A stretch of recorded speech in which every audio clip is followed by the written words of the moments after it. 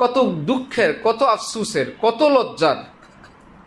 30 পারা কোরআনের হাফেজ, ইন্টারভিউতে ফার্স্ট, সেরা একজন হাফেজ কোরআন, এত সুন্দর কোরআনে পাক শুনাইলেন রমজান মাসে, খতমে তারাবি শুনাইলেন, পিছনে তার কত রকমের মুক্তাদি মুসল্লি।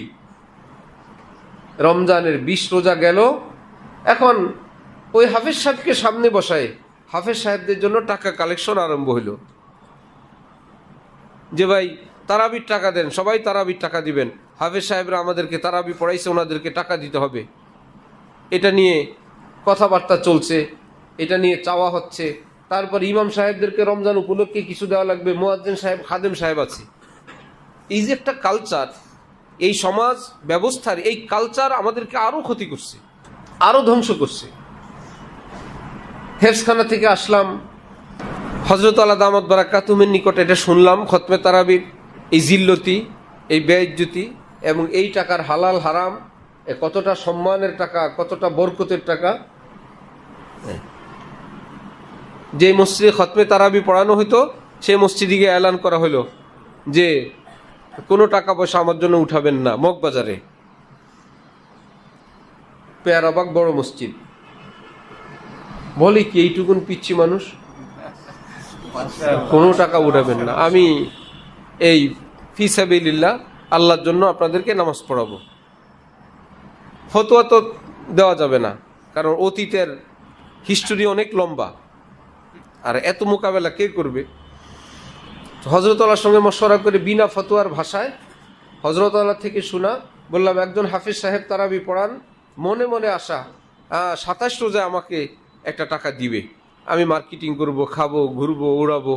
আরেকজন হাফেজ সাহেব তারাবি পড়ান, আমার কোনো 27 নাই, আমার আজকে যেমন 27ও তেমন, আমি শুধু আল্লাহর জন্য পড়াই।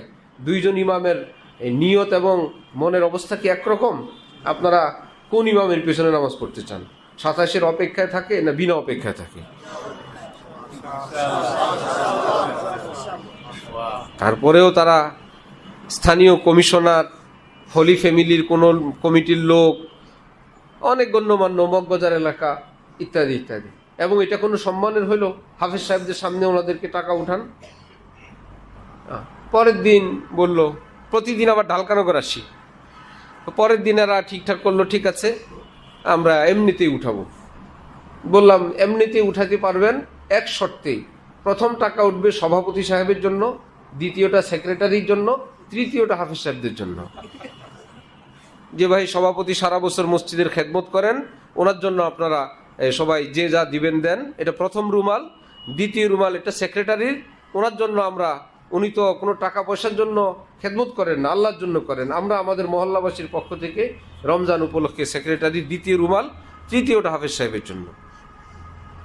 এইটা বললে তো বেচারারা এইবার মাথায় আসছে যে তো আমার নামে টাকা উঠলে তো আসছে, তো আবার মৃত্যু ভালো, ও ইজ্জত শুধু তোমার আছে, আলেমে দ্বীনের নাই। সামনে বসা এরকম বেইজ্জত করো, জলিল করো, কয় টাকা দাও, টাকা কয়টা দেয়, বেইজ্জত করে দিন কি দিন মানুষের সামনে। যে মানুষকে এরকম মেন্টালি মানসিক টর্চার করা হয়, সে বড় হবে কিভাবে? শেষে বলল ঠিক আছে, আমরা আর এরকম ঘোষণা দিয়ে, তারা জীবিত আছে এখনো অনেকেই, আলহামদুলিল্লাহ, বহুত মহব্বত করে এখনো, ভীষণ।